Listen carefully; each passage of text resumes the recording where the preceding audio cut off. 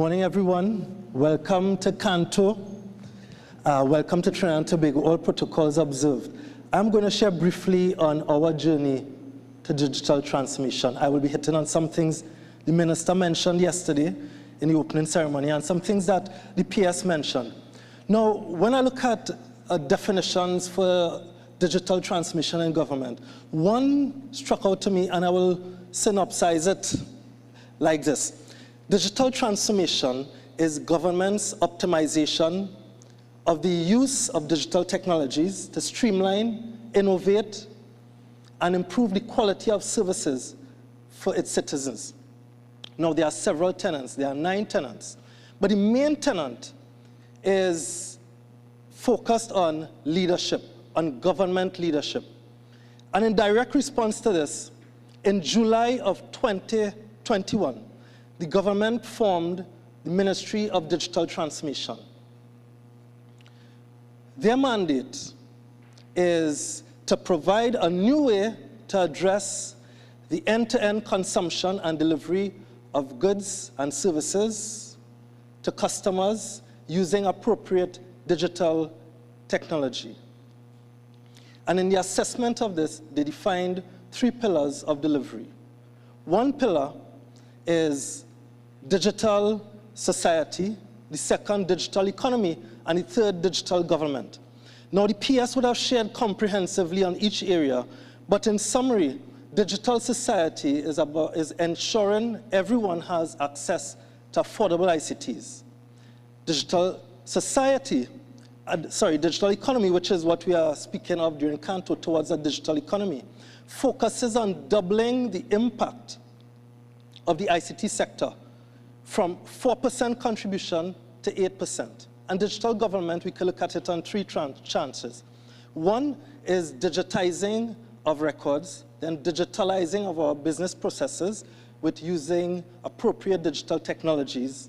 And the third is how do we remove duplication across the board.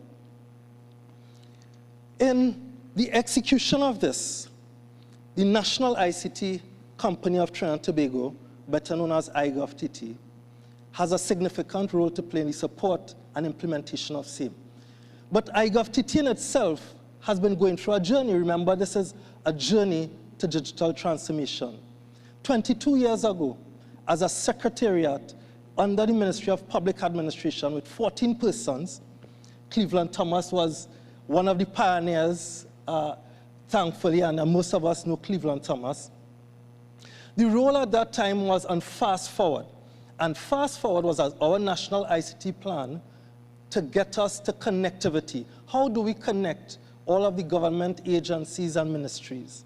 6 years later, the National ICT Division was formed. Transformation, the focus changed, no longer on connectivity. But how do we ensure uptake and usage? 1 year later, the state agency, iGovTT, was formed. We have to be efficient, flexible, and agile to change, because you must be agile to be able to transform. Now, there are many services that we provide, and I will just share briefly. I just took a snippet of some of them on the screen, and I'll summarize it as this. We provide the end-to-end gamut of services for 176 ministries, divisions, and agencies in Trinidad and Tobago. So from business process reengineering, business requirements, the procurement of enterprise-wide ICT services, the project management of those services, and subsequent contract management. But then, in recent times, our very astute board, recognizing the need for us to be able to be extremely agile, allowed us to begin doing software development. And we developed several solutions. I will share 3 of them. We have GovTT's, which is a solution that allows the citizens to pay for government online. We have a solution called EmployTT, which is a recruitment platform allowing ministries, divisions, and agencies to post jobs and citizens to apply. We have some, artificial intelligence involved in that to filter down the applications so you don't need to analyze all the job postings. responses. Last year, there were 441 job postings, 49,426 applicants. Then e-appointment, the solution where persons can make appointment with the public. And there's the top there on that side, you'll see TT Connect, which is an award-winning customer service solution provisioned to the citizens, several channels through which they can contact the government. But it's listed there because we made some technological improvements on it by having chat facilities, and we utilize bots outside of working hours. And sometimes you have to use legacy solutions with some of your newer solutions because we're transforming. And we partnered with the Ministry of Social Development and Family Services to cater for 151,600 persons within Trinidad and Tobago, forming 11% of our society. The senior citizens, those eligible for pension. Not all of them will want to use technology to access services. So the traditional means we had was for them to be able to call 800 TTCN, make an appointment. So the CSR will then utilize the technology, make the appointment. The citizen comes on the day after receiving a notification, one business day via phone call. They get to the TT Connect Service Center. There are several in Trinidad and Tobago. It takes them 15 minutes, moving from 1 hour and a half down to 15 minutes to complete the transaction. If they were there and they are unable to come outside, a CSR will meet them at the curbside and provide the assistance. Rating 4.9 out of 5 for customer service. This is what we have received the President's Award for last year in terms of service excellence. Thanks very much. Thanks very much. So now you would realize for 176 MDAs, I will just put the acronym ministries, divisions, and agencies, the legacy solutions like business process reengineering, project management, and those things. Then we move with the visionaries and so on at our board and alignment with the ministry and began some software development. We recently actually started a software development arm within the organization. Now, directly with the Ministry of Digital Transformation, I highlighted 10 items that we're working on. One is the development of a national unique electronic identifier, the development of an interoperability services solution, the establishment of the very first Tier 4 government-owned data center in Trinidad and Tobago and the region. The minister would have shared on this yesterday. And these are things that are being completed during the course of this year.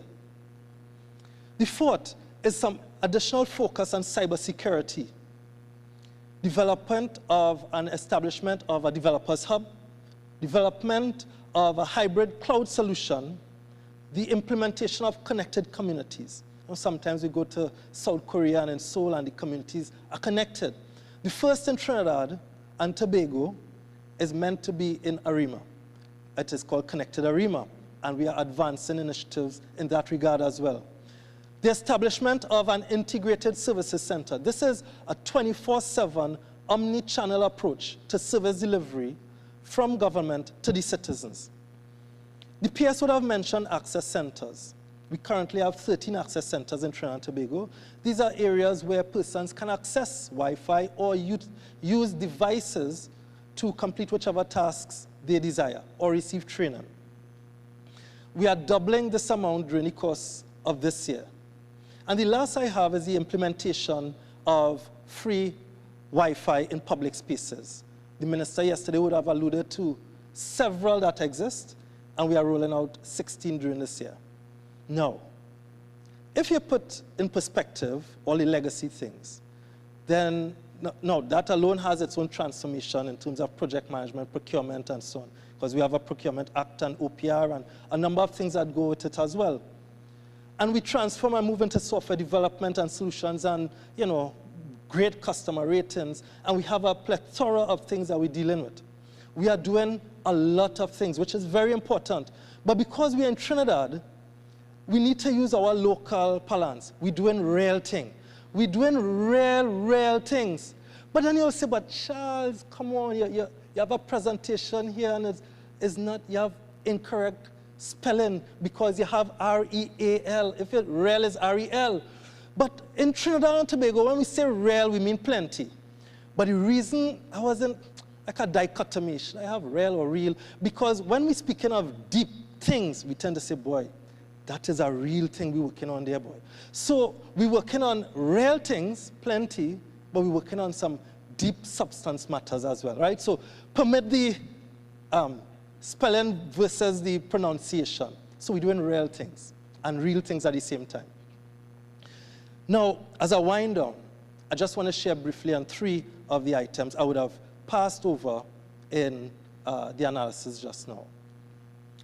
With regard to the development of a national unique electronic identifier, essentially this could be conceptualized as a linked field across several databases. Persons will not have to keep repeating their personal identifiable information, or the PII. Remember a long time when you store passwords, that have stored it in fields, and then we moved to encryption, and then we moved to something in incorporating cryptography, where we'll apply 2 mathematical equations and convert something to a hash that is non-reversible. Well, the intention for the PII is what we refer to as a biometric hash. So we will be using the biometrics and creating a hash that is not reversible. With regard to the interoperability program, this is a single platform, highly secure, and yesterday they would have mentioned the EID, we are working with the UNDP on that initiative. With the interoperability program, we are working with the government of Estonia. Phase 1 has been completed. I'll share with you what that is.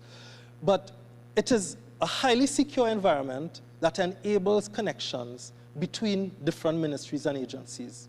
Some of the benefits of this, it reduces duplication because I can now have single sources of truth.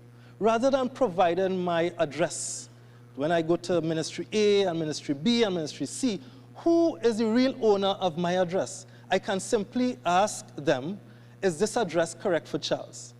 So we become more efficient and have reliable data.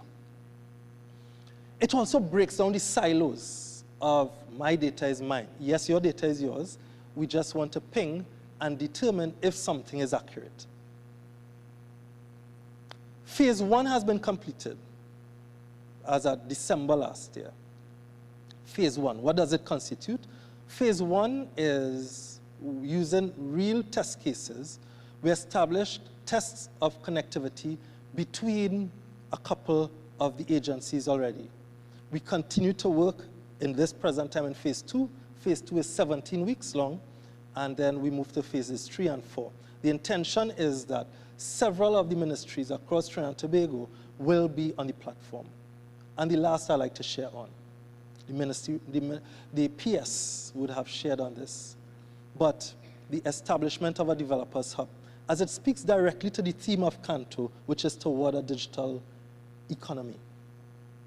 And the minister alluded to it yesterday that she's hopeful that she will be able to sell services internationally.